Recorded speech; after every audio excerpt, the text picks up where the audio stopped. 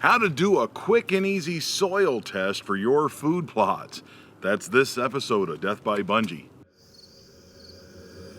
Death by Bunjie.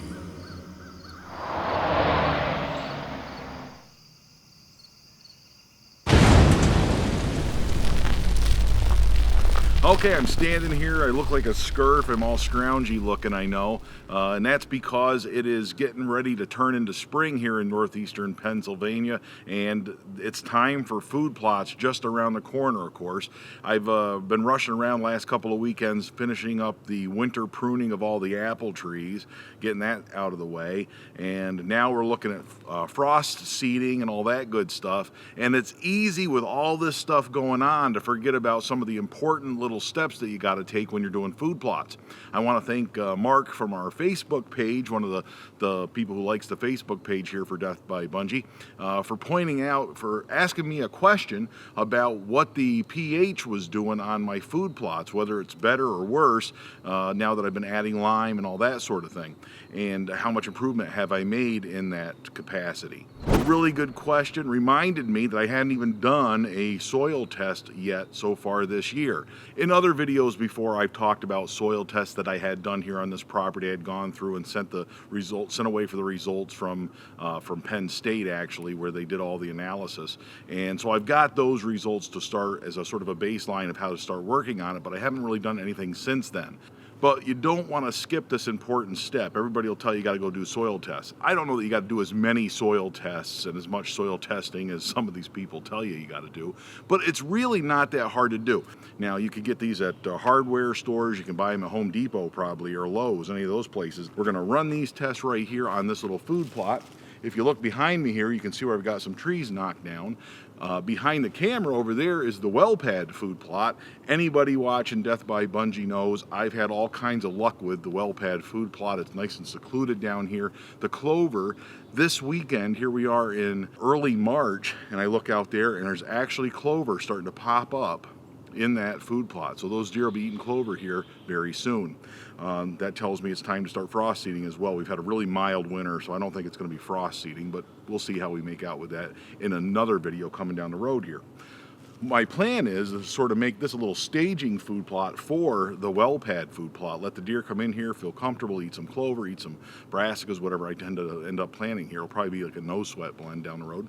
But I'll have them come in here and eat that stuff earlier than they would feel comfortable going out in the open in what's going to become a destination food plot. So this will be like a little staging food plot that I can hunt over as well. So to do that, we're going to start out with a soil test here and see how we make out. Okay, I'm just sitting here on the ground in the food plot. Got the test out here. I'm going to go through what's in it and see how we're going to go about doing this. This is a real small food plot. This thing's like maybe like a 1/16 of an acre. I mean, it's 40 yards because that's about as far as I want to shoot. Behind me, there's a nice old maple with a hemlock next to it. I'm going to stick a blind up under that. I could put a tree stand in the hemlock tree as well. That'd be a good spot for it. But basically, it's a 40-yard span completely, maybe 10, 20 yards wide. It's a very small. I could do the math and figure out how big that is, but it's very small. I'm not really worried in terms of taking multiple samples throughout this because it's such a small area.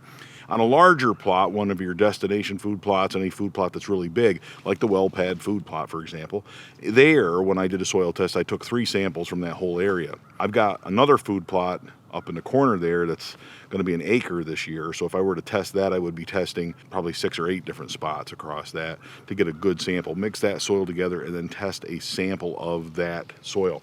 That's how you're going to do it.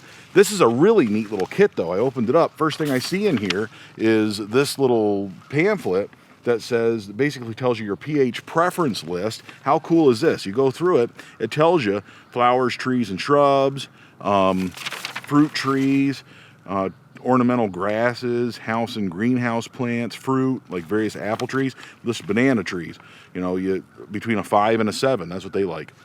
I didn't know that.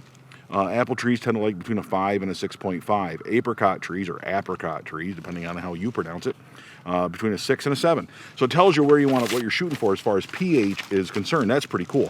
Now, on your seed blends, when you buy, you can always look this stuff up on the internet to see what pHs your seed blends like or what fertilizers they like. But on the bags, when you buy the Foodplot stuff, when you buy this big bag of seed, it'll tell you on there what kind of fertilizer they're looking for and what kind of pH they're looking for. Now, important, one of the things I'm going to do for this test, I'm going to use bottled water. I just got a bottle of water. The reason I'm using that is because I can be pretty sure that it's pretty close to a 7. If you use tap water, it might be sweeter or whatever, but hopefully this will be close to a 7, pretty neutral. Also, if there's contaminants in your water, hopefully there's not, but if there are, then that can throw your test off as well. So I'm just going to use bottled water to hopefully stay neutral with our pH. Now, if you ever looked at fertilizer, you know how they have 3 numbers, like 2, 10, 40, that would be 2% nitrogen, 10% phosphorus, and 40% potassium, for example, or potash. So this test breaks it down that way, so you can test for each individual one. You're going to use the purple one for nitrogen, right? We'll do that later on. We're going to use a blue one for phosphorus. It'll tell us how much phosphorus is in the soil. The orange one for potash, so that takes care of all of our fertilizer questions. But today we're going to be using the green one, which is our pH test to tell us the pH level of the soil. And it's got instructions right on here. You're going to fill it up to here with soil, very little soil. Then you're going to fill it up to here with water. We'll shake it up good, leave the lid on it and all that good stuff. And then it'll tell us where it is. Now, to do that, it's got these little guys right here, these little pills. We're going to open up one of these and dump it in there. The green one we're going to use with our green test. It couldn't be simpler, and I love this when they keep it simple. We're just going to use the green one with a green pill. Use a blue one with a blue pill, an orange one with an orange one, and they're color-coded. It can't be easier than that. So this is the quickest, easiest way to do a soil test for any of the areas that you're interested in. So we're just going to open up the little green guy, right? I'm going to scrounge around here and just find some soil. Get the leaves out of the way.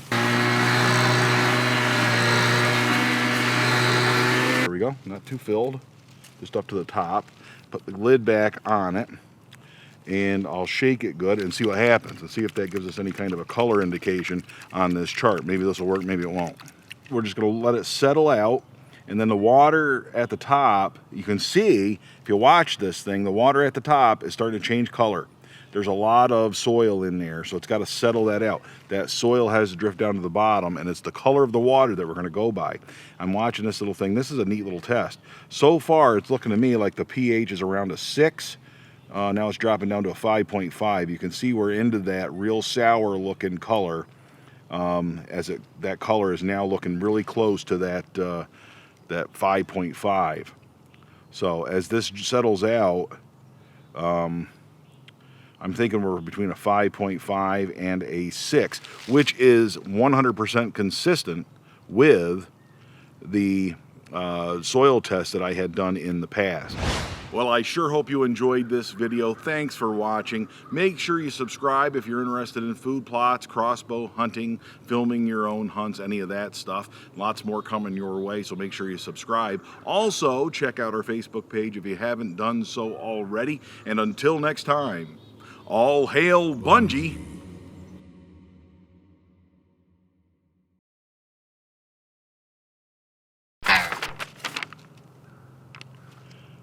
The instructions are all in Spanish.